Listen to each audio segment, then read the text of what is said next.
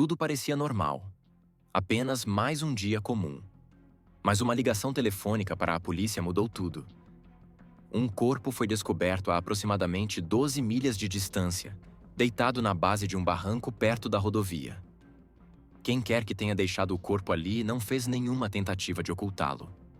Era como se o assassino simplesmente tivesse chegado de carro, largado o corpo e ido embora sem pensar duas vezes.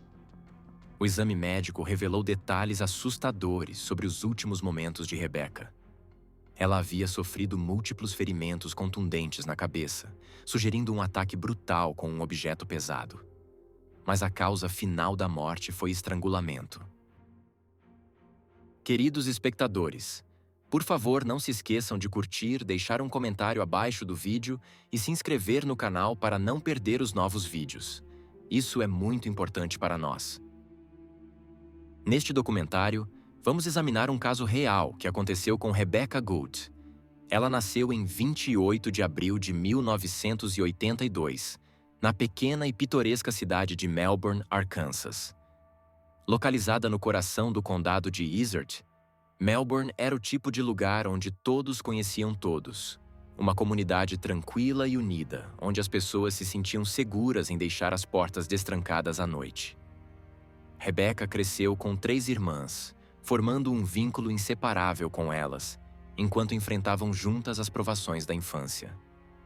No entanto, a família foi abalada quando os pais se divorciaram pouco depois do nascimento da irmã mais nova.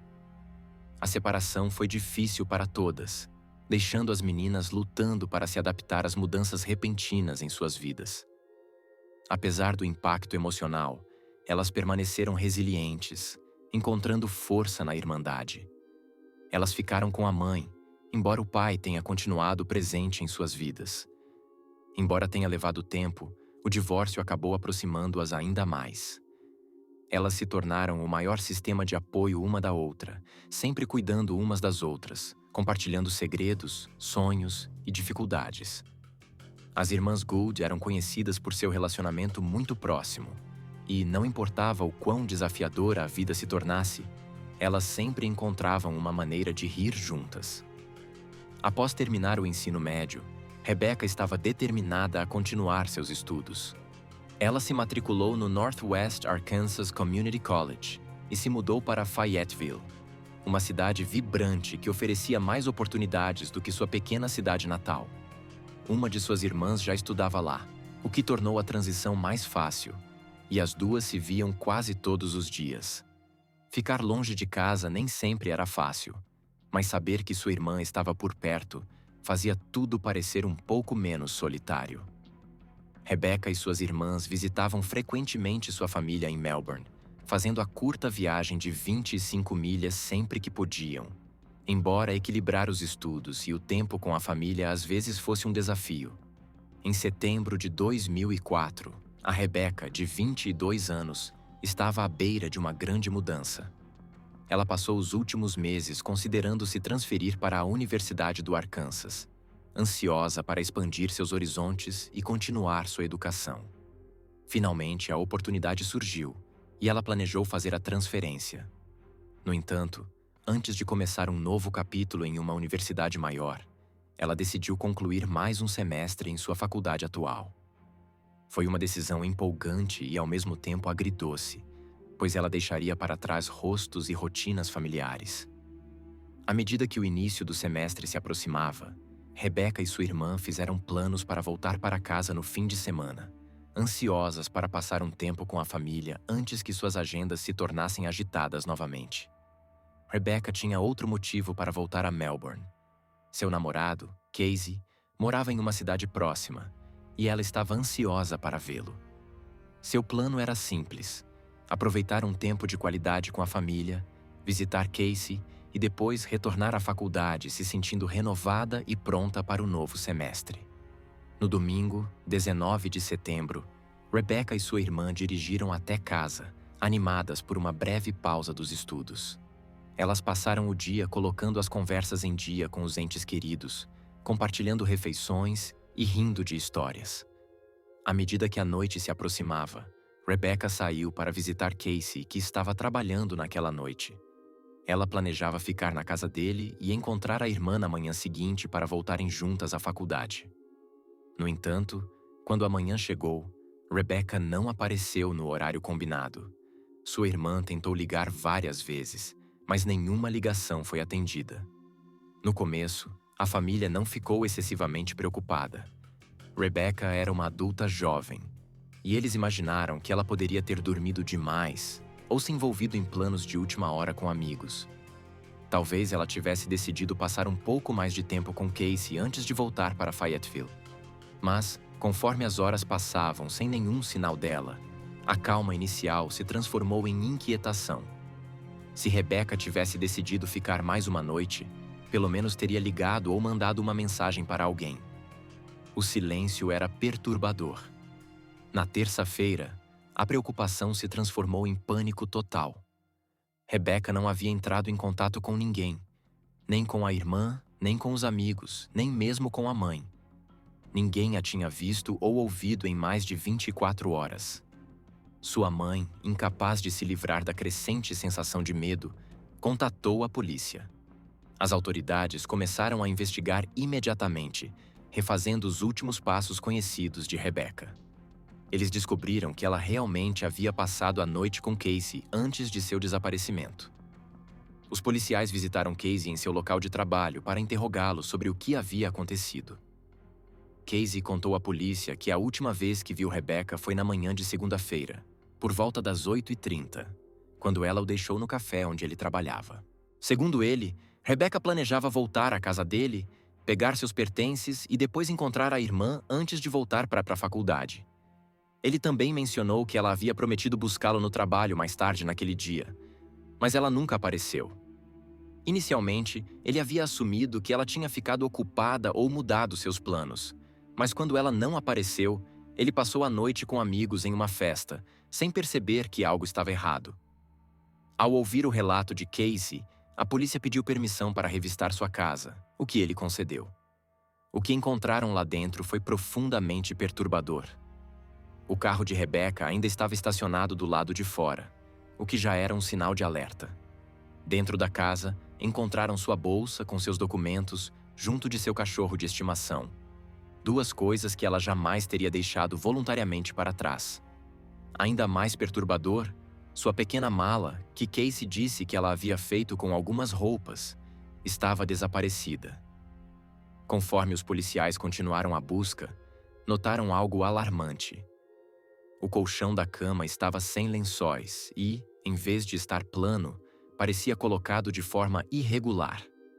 Quando o levantaram, descobriram grandes manchas vermelhas e sinistras que lembravam assustadoramente sangue. Ao inspecionar o resto da casa, surgiram descobertas ainda mais inquietantes. Manchas de sangue foram encontradas no chão e até espalhadas pelo papel de parede. Dentro da máquina de lavar, os policiais encontraram roupas de cama encharcadas de sangue. Diversas garrafas de água sanitária foram encontradas nas proximidades, indicando que alguém havia feito uma tentativa apressada de limpar as evidências. As implicações eram aterrorizantes. Cada pista apontava para a pior conclusão possível. Algo terrível havia acontecido com Rebecca dentro daquela casa, e ela talvez já não estivesse viva. A ausência de seu corpo apenas aprofundava o mistério. Embora os investigadores ainda não tivessem encontrado provas definitivas ligando o sangue a Rebecca, era apenas uma questão de tempo até que a análise de DNA confirmasse suas suspeitas. Enquanto os peritos examinavam meticulosamente cada centímetro da casa, os detetives intensificaram o interrogatório do namorado de Rebecca, Casey. Como ele era possivelmente a última pessoa a vê-la viva e uma quantidade significativa de sangue havia sido encontrada em sua residência, ele era uma pessoa-chave na investigação. No entanto, Casey negou veementemente qualquer envolvimento no desaparecimento de Rebecca. Segundo seu depoimento, a última vez que a viu foi na manhã anterior, e ela não havia entrado em contato com ele desde então. Ele insistiu que havia passado a noite com amigos, voltando para casa apenas rapidamente para trocar de roupas antes de ir trabalhar no próximo turno. Apesar das evidências físicas esmagadoras, Casey afirmava não ter notado respingos de sangue no chão ou nas paredes, nem ter sentido o cheiro de água sanitária. Além disso, ele alegou não ter achado estranho o fato do carro de Rebecca ainda estar estacionado do lado de fora de sua casa, ou de alguns de seus pertences permanecerem em seu quarto. A polícia, no entanto, não aceitou facilmente sua versão dos fatos. Embora não tivessem, naquele momento, provas suficientes para acusá-lo de homicídio, eles estavam determinados a descobrir a verdade. Para verificar seu álibi, os detetives entrevistaram todos os amigos de Casey com quem ele afirmou ter passado a noite de segunda-feira. Eles confirmaram seu relato, afirmando que ele esteve com eles até o início da manhã seguinte. Isso forneceu a Casey um álibi sólido, forçando a polícia a ampliar a busca por outros possíveis suspeitos. Apesar de seus esforços, eles ainda não tinham uma visão clara do que havia acontecido com Rebecca ou em que momento exato ela havia desaparecido. A única certeza era que ela não havia atendido nenhuma ligação desde a manhã do dia anterior. Durante novos interrogatórios, Casey sugeriu que os investigadores olhassem para o ex-namorado de Rebecca, um homem chamado Justin. Essa dica levou as autoridades a tentarem entrar em contato com Justin, mas ele não foi encontrado e não atendeu às ligações. A coincidência de sua súbita indisponibilidade ao mesmo tempo que o desaparecimento de Rebecca levantou suspeitas. No entanto, 2 dias depois, Justin reapareceu e entrou em contato com a polícia. Ele explicou que estava fora da cidade, em um cassino com seu pai. Os investigadores conseguiram confirmar seu álibi, já que imagens de câmeras de segurança e registros do cassino o colocavam a quilômetros da cena do crime, efetivamente descartando-o como suspeito. Enquanto os detetives trabalhavam incansavelmente para reconstruir as últimas horas de Rebecca, eles descobriram uma pista crucial. Imagens de câmeras de vigilância e relatos de testemunhas revelaram que Rebecca havia parado em um posto de gasolina próximo ao local de trabalho de Casey na manhã de seu desaparecimento. Ela comprou um sanduíche de café da manhã antes de seguir em direção à casa de Casey. Os funcionários do posto reconheceram Rebecca pelas fotos, confirmando que ela esteve lá em algum momento depois das 8h30 da manhã. Essa linha do tempo estava de acordo com o relato de Casey, acrescentando ainda mais complexidade ao caso. Mais tarde, os investigadores encontraram o mesmo sanduíche dentro da casa de Casey, intocado. Isso indicava que Rebecca realmente havia voltado para a casa, mas algo aconteceu com ela antes que tivesse a chance de comer. Considerando que Casey estava no trabalho naquele momento, isso lançou dúvidas sobre seu envolvimento direto.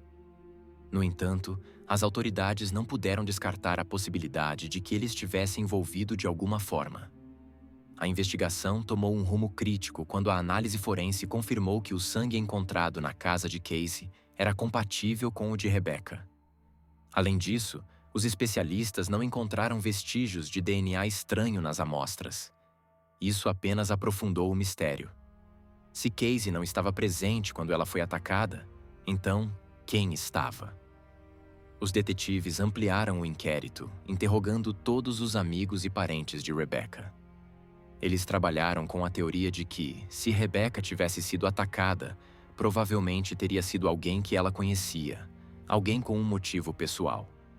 A polícia também examinou todos os conhecidos de Casey que tinham acesso à sua casa, mas essa linha de investigação não produziu pistas significativas. Durante dias, os investigadores enfrentaram um impasse frustrante, até que um avanço ocorreu em 27 de setembro, uma semana após o desaparecimento de Rebecca. O corpo dela foi descoberto a aproximadamente 12 milhas da casa de Casey, na base de um talude próximo à rodovia. O local era isolado, não visível da estrada, o que tornava improvável que alguém o encontrasse por acaso. Quem quer que tivesse descartado o corpo não fez nenhum esforço para ocultá-lo. Não havia sinais de uma cova rasa nem qualquer tentativa de cobri-la com detritos. O autor aparentemente dirigiu até o local, a abandonou ali e foi embora. Um exame médico revelou detalhes assustadores sobre os últimos momentos de Rebecca. Ela havia sofrido múltiplos golpes na cabeça com um objeto pesado, mas a causa final da morte foi estrangulamento. A ausência de ferimentos defensivos sugeria que ela foi surpreendida, incapacitada antes de ter a chance de reagir. Especialistas estimaram que seu corpo estava no local havia cerca de uma semana, embora não tenham conseguido determinar um momento mais preciso da morte. Ao processar a cena do crime, os investigadores identificaram uma possível arma do crime. Um piano na casa de Casey estava sem uma de suas pernas. Um pedaço de madeira grosso e sólido, com peso suficiente para causar ferimentos graves. O formato da perna ausente correspondia ao padrão de trauma encontrado no crânio de Rebecca. Quando interrogado, Casey admitiu que a perna estava solta havia algum tempo e poderia ter sido facilmente removida. No entanto, a polícia não conseguiu localizar a perna do piano que faltava, apesar de uma busca extensa na casa de Casey, na área ao redor e até mesmo no local onde o corpo de Rebecca foi encontrado. A completa ausência dessa possível arma do crime apenas aprofundou o mistério. Sem evidências físicas ligando um suspeito ao crime, os detetives voltaram sua atenção para identificar possíveis motivos que poderiam ter levado a um ato tão brutal. Uma das primeiras teorias que os detetives descartaram foi a de um roubo que deu errado. Nada havia sido roubado da casa. A bolsa de Rebecca, seus documentos e até seus pertences pessoais ainda estavam lá. Os únicos itens desaparecidos eram a mala de Rebecca e a perna do piano, nenhum dos quais sugeria um motivo financeiro. Além disso, a ausência de sinais de violência sexual levou os investigadores a acreditar que se tratava de um assassinato direcionado. Alguém queria Rebecca morta e havia agido com preparação suficiente para minimizar as chances de ser pego. Outra possibilidade perturbadora surgiu. O autor seria alguém que Rebecca conhecia? Como não havia sinais de arrombamento, a polícia acreditava que ela poderia ter permitido a entrada do assassino. Considerando que ela foi atacada quase imediatamente após retornar à casa de Casey, era possível que o assassino estivesse observando seus movimentos, ciente de sua rotina e da ausência de Casey naquela manhã. Os investigadores especularam que o assassino teria permanecido na casa por várias horas, tentando limpar qualquer evidência com água sanitária antes de transportar o corpo de Rebecca para o talude onde foi posteriormente encontrado. Apesar dessas teorias de trabalho, os detetives enfrentaram um grande obstáculo. Praticamente não havia evidências. Sem provas físicas, sem um suspeito e nem mesmo um motivo forte, o caso estagnou. Ao longo dos meses seguintes, eles expandiram a investigação, analisando centenas de possíveis suspeitos, incluindo amigos de Casey, conhecidos de Rebecca e até estranhos que moravam em cidades próximas. Os investigadores seguiram inúmeras pistas, mas nenhuma os levou mais perto de resolver o caso. Receberam uma enxurrada de denúncias de moradores locais, mas muitas delas eram baseadas em especulações e não em fatos, resultando em becos sem saída. Com o passar do tempo, o caso esfriou. Vários anos depois, ele foi reaberto múltiplas vezes, com novas equipes de detetives analisando novamente as provas. Ainda assim, cada tentativa de reavivar a investigação resultava na mesma conclusão frustrante. Sem um motivo claro ou evidência concreta, identificar o responsável continuava sendo impossível. A falta de respostas em torno do assassinato de Rebecca acabou chamando a atenção nacional, atraindo detetives amadores e entusiastas de true crime que esperavam montar o quebra-cabeça. Um jornalista, George Jared, acompanhava o caso desde o início. Apaixonado por descobrir a verdade, ele dedicou anos pesquisando o crime, publicando artigos e até escrevendo um livro detalhando a investigação. À medida que o caso ganhava força na comunidade de true crime, Jared lançou um podcast discutindo seus muitos mistérios. Durante suas pesquisas, ele se conectou com Jennifer Buchholz, uma ex-oficial de contra-inteligência do Exército dos Estados Unidos, que havia desenvolvido interesse no caso. Reconhecendo sua determinação compartilhada, os dois decidiram colaborar. Eles criaram um grupo no Facebook dedicado à discussão do assassinato de Rebecca, onde interagiam com milhares de seguidores que compartilhavam teorias, analisavam evidências e debatiam possíveis suspeitos. Nos primeiros meses de atividade do grupo, um assinante em particular se destacou: William Miller. Ele despertou a curiosidade deles por dois motivos. Primeiro, Miller morava nas Filipinas, o que tornava incomum seu profundo interesse em um crime não resolvido de uma pequena cidade do Arkansas. Segundo, ele era altamente ativo nas discussões, comentando com frequência nas publicações, interagindo com outros membros e até mandando mensagens diretas para Jared e Buckholz. Miller expressava um forte desejo de ajudar a resolver o caso, frequentemente sugerindo teorias e apontando detalhes que haviam passado despercebidos por outros. Ele demonstrava um conhecimento extenso da cena do crime, incluindo informações obscuras sobre a área onde o corpo de Rebecca foi encontrado, detalhes que nunca haviam sido amplamente divulgados. Com o tempo, George e Jennifer ficaram cada vez mais suspeitos do comportamento de Miller. Eles escolheram permanecer discretos sobre suas preocupações, monitorando cuidadosamente sua atividade para não alarmá-lo. Então, um avanço veio de uma fonte inesperada. Uma das integrantes do grupo, especialista em genealogia, realizou uma simples pesquisa de antecedentes sobre Miller. O que ela descobriu abalou o grupo. Miller não era apenas um curioso externo. Ele era primo de Casey. Essa revelação levantou sérias questões. Por que Miller estava tão investido nesse caso há anos, apesar de viver a milhares de quilômetros de distância? Por que ele havia escondido sua conexão familiar? Determinados a obter respostas, Jared e Buckholz contataram a polícia, apresentando suas suspeitas e as novas informações que haviam descoberto. Os investigadores revisaram as descobertas e ficaram chocados ao perceber que o nome de Miller já constava nos arquivos originais do caso de 2004. Ao que tudo indicava, William Miller estava na cidade na época do assassinato de Rebecca. Miller já havia sido interrogado durante a investigação inicial, declarando que havia viajado do Texas para ajudar outro parente. Ele admitiu ter visitado Casey 2 vezes, 2 dias antes do desaparecimento de Rebecca e novamente no dia seguinte. Durante sua segunda visita, ele alegou nem sequer ter entrado na casa. Em vez disso, Rebecca o teria visto pela janela e informado Casey de que havia alguém rondando perto da propriedade. Casey saiu, conversou com o primo por cerca de 15 minutos, e então, Miller foi embora. Na época, sua presença não levantou suspeitas. Mas agora, com novas evidências vindo à tona, os detetives passaram a olhar para ele com muito mais interesse. À medida que se aprofundaram no histórico de Miller, descobriram um passado perturbador. Ele havia sido suspeito em vários casos ao longo dos anos, incluindo uma acusação de agressão em 2002 envolvendo um menor. Mais tarde, ele foi preso por invadir a casa de sua ex-esposa e atacá-la.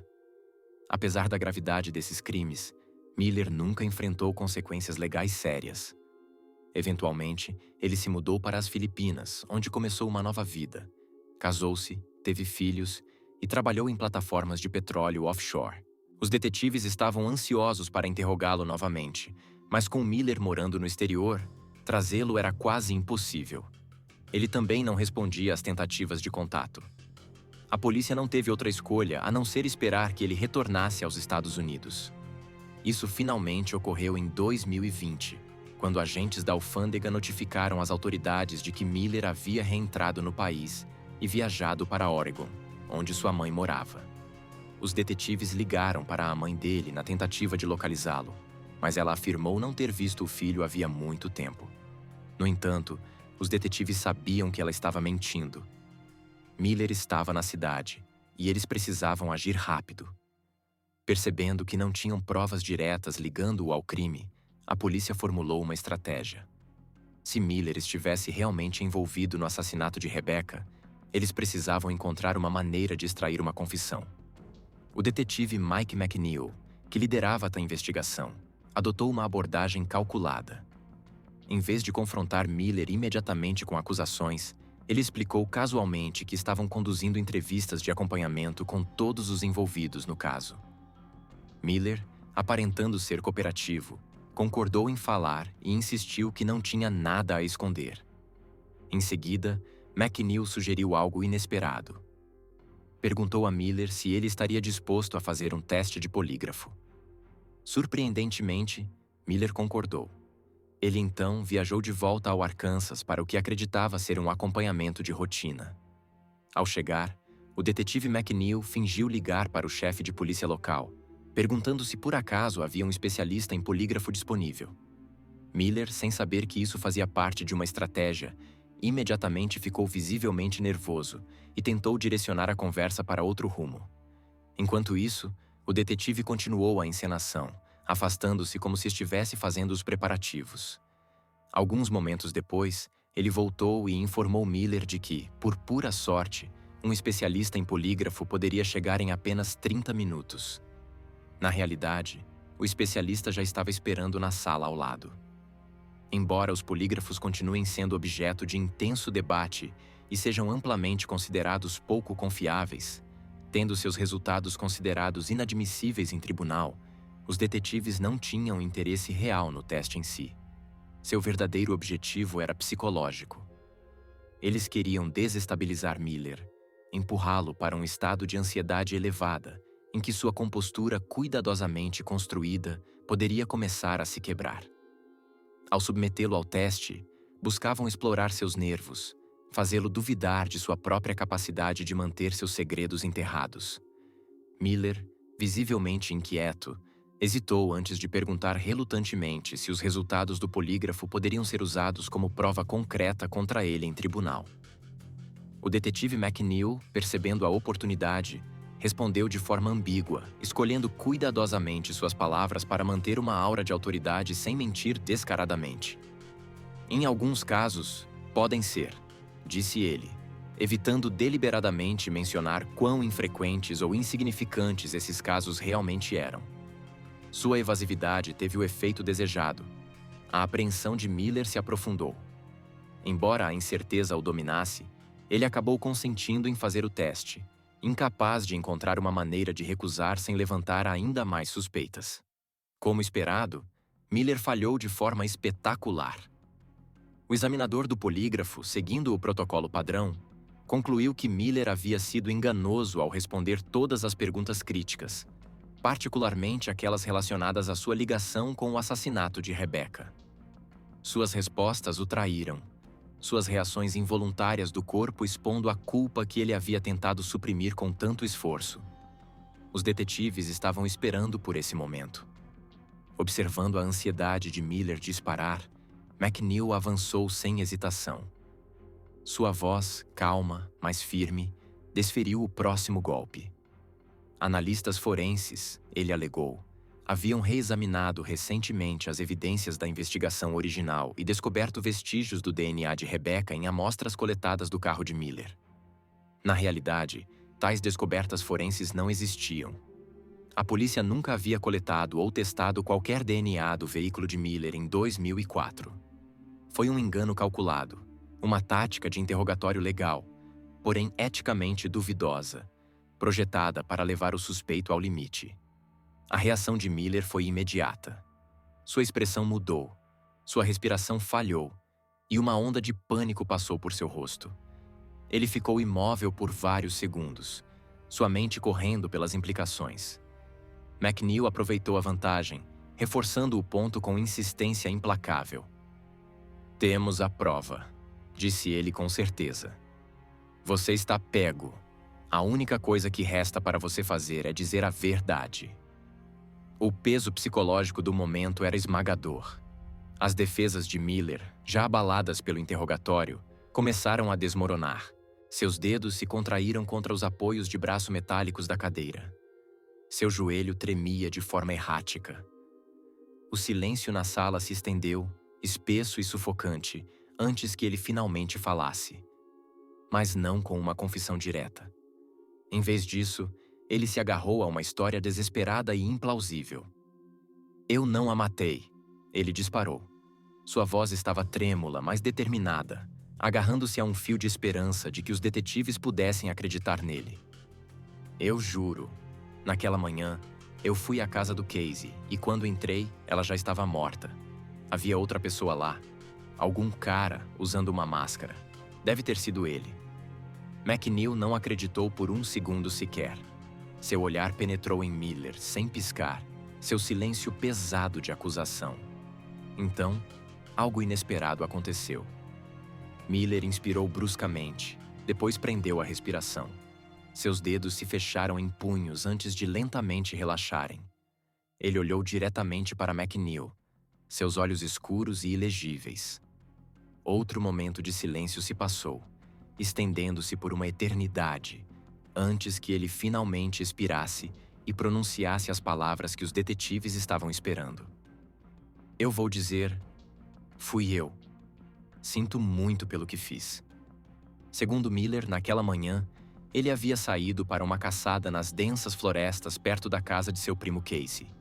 Ele conhecia bem o terreno, tendo passado anos na área durante seus dias escolares. No entanto, enquanto vagava pela floresta, um pensamento de repente lhe ocorreu. A namorada de Casey, Rebecca, estava na casa. Por razões que ele não conseguia explicar completamente, sentiu um impulso de falar com ela. Foi uma compulsão inexplicável que logo se transformou em algo muito mais sinistro. Miller bateu à porta, inventando um pretexto para entrar. Ele disse a Rebecca que precisava usar o telefone, e ela, sem suspeitar de qualquer má intenção, o deixou entrar sem hesitação. Enquanto fingia fazer uma ligação, Miller começou a andar pela sala de estar, sua mente disparada. Enquanto isso, Rebecca havia retornado ao quarto, sem saber dos pensamentos violentos que ferviam sob a superfície do comportamento aparentemente calmo de Miller. Ele mais tarde afirmou que foi subitamente tomado por uma fúria violenta e incontrolável. Um impulso sombrio tomou conta dele, uma necessidade irreprimível de matar. Avistando uma perna de piano por perto, ele a pegou sem pensar duas vezes e se dirigiu ao quarto.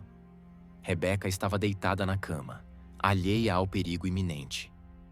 Em um instante, ele desferiu o pesado objeto de madeira sobre sua cabeça, golpeando-a múltiplas vezes com força brutal. Quando ela parou de se mover, Miller, em um ato final de crueldade calculada, envolveu suas mãos em torno do pescoço dela e a estrangulou até ter certeza de que estava morta. Uma vez concluído o ato hediondo, Miller não perdeu tempo. Ele envolveu o corpo sem vida de Rebecca em um lençol, carregou-o para fora e o colocou na parte traseira de sua caminhonete. Determinado a apagar qualquer evidência do crime, ele vasculhou a casa, esfregando freneticamente o chão, as paredes e a roupa de cama com água sanitária na tentativa de eliminar as manchas de sangue. Depois de limpar o máximo que pôde, Miller dirigiu até a rodovia e encontrou um barranco isolado. Sob a cobertura da escuridão, ele descartou o corpo, deixando-o apodrecer sob as árvores, escondido dos motoristas que passavam. Após sua confissão, o detetive pressionou Miller por um motivo. O que poderia tê-lo levado a cometer um assassinato tão sem sentido? A resposta de Miller foi assustadora. Ele afirmou que simplesmente sentiu um impulso avassalador de matar Rebecca, sem qualquer razão lógica ou provocação. Ele insistiu que não conseguia se controlar, que o impulso o havia consumido completamente. No entanto, ao final do interrogatório, ele expressou remorso, declarando que havia vivido com culpa por anos e que agora precisava assumir a responsabilidade por suas ações. Miller foi prontamente preso e extraditado para Arkansas, onde o caso seria processado. Mas, em uma reviravolta inesperada, assim que chegou, ele abruptamente retirou sua confissão e alegou ser inocente. Essa reversão repentina ameaçou desmoronar todo o caso, já que, pela lei, uma confissão precisava ser feita diante de um juiz, particularmente em situações em que não havia evidência física ligando o suspeito ao crime. Complicando ainda mais a situação, houve um erro processual durante a prisão de Miller. O policial responsável por ler seus direitos foi interrompido pelas perguntas de Miller, resultando no aviso Miranda deixado incompleto. Essa tecnicalidade poderia ter tornado sua confissão inadmissível em tribunal, potencialmente colocando-o em liberdade. No entanto, o juiz decidiu que a confissão gravada ainda seria considerada válida.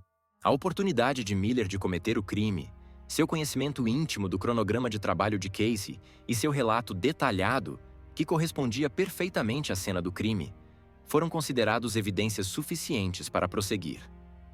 Também vale notar que Miller teve uma rota fácil para escapar da justiça. Quando a polícia o contatou pela primeira vez em Oregon para interrogatório, ele poderia ter se recusado a cooperar e simplesmente saído da delegacia. Dado que não havia nenhuma prova concreta contra ele, ele poderia facilmente ter embarcado em um voo de volta para as Filipinas, evitando permanentemente a extradição. Sem provas tangíveis, as autoridades não teriam meios legais de trazê-lo de volta, e o caso teria permanecido sem solução para sempre. Mas o detetive McNeil tinha uma forte suspeita de que Miller tinha um desejo subjacente de confessar. Seu envolvimento obsessivo no grupo online de True Crime, onde frequentemente comentava e interagia com os investigadores, sugeria fortemente que ele queria ser notado. Se Miller realmente quisesse manter seu envolvimento escondido, o curso lógico teria sido permanecer em silêncio e evitar chamar atenção para si mesmo. Em vez disso, ele havia se inserido ativamente nas discussões sobre o caso, um comportamento frequentemente observado em indivíduos que subconscientemente querem que seus crimes sejam descobertos. Talvez sua decisão de permanecer na sala de interrogatório sem solicitar um advogado fosse parte dessa mesma luta interna. Ele simplesmente não conseguia continuar vivendo sob o peso de sua culpa. Eventualmente, apesar de sua breve tentativa de retirar sua confissão, Miller mudou de ideia mais uma vez. Ele finalmente fechou um acordo de confissão com o Ministério Público, trazendo algum tipo de encerramento ao caso. No entanto, o que se seguiu em seguida enviou ondas de choque pela investigação. Enquanto cumpria pena atrás das grades, Miller fez uma revelação aterradora. Rebecca não era sua única vítima. Em uma admissão arrepiante, ele confessou ter assassinado outras 5 mulheres ao longo de sua vida. A parte mais perturbadora? Ele nem sequer conseguia se lembrar de seus nomes. De acordo com seu novo relato, ele atraía mulheres para dentro de seu carro, as levava a locais remotos e as matava sem hesitação. Ele ainda revelou que selecionava suas vítimas com base na aparência, mirando especificamente mulheres jovens, magras e baixas, com cabelos claros. Os detetives reconheceram imediatamente a importância dessa descrição. Rebecca se encaixava perfeitamente no perfil de vítima preferido dele. Essa nova informação levou os investigadores a reconsiderar a natureza de seu assassinato. Teria ela sido alvo especificamente por corresponder ao tipo preferido de Miller? Se Miller fosse de fato um assassino em série, isso explicaria por que ele havia escolhido matar a namorada de seu primo sem qualquer motivo discernível. O ato não era pessoal. Era apenas mais um em um longo padrão de crimes horríveis. Com essa confissão, agências de aplicação da lei em múltiplas jurisdições reabriram casos arquivados na tentativa de ligar Miller a outros assassinatos não resolvidos. Embora a extensão de seus crimes permaneça incerta, um fato é claro. O assassinato de Rebecca não foi um incidente isolado, mas parte de um padrão muito maior e muito mais sinistro. Considerando que Miller havia passado 25 anos trabalhando em plataformas de petróleo offshore, seu trabalho o havia levado por múltiplos estados e até locais internacionais. Esse estilo de vida transitório significava que ele tinha a oportunidade de cometer inúmeros crimes sem atrair muita suspeita. Se suas confissões sobre assassinatos adicionais fossem verdadeiras, isso sugeriria que suas tendências violentas estavam presentes há décadas e que Rebecca era apenas uma de muitas vítimas. No entanto, até o momento, as autoridades ainda não encontraram evidências concretas para apoiar essas alegações, deixando muitas perguntas sem resposta. Os investigadores continuam vasculhando arquivos antigos, reexaminando assassinatos não resolvidos que correspondem ao padrão e ao tipo de vítima de Miller, na esperança de descobrir ligações que possam trazer justiça a outras famílias. Em 2022, após um longo processo legal, William Miller foi oficialmente condenado a 40 anos de prisão por sua confissão ao assassinato de Rebecca.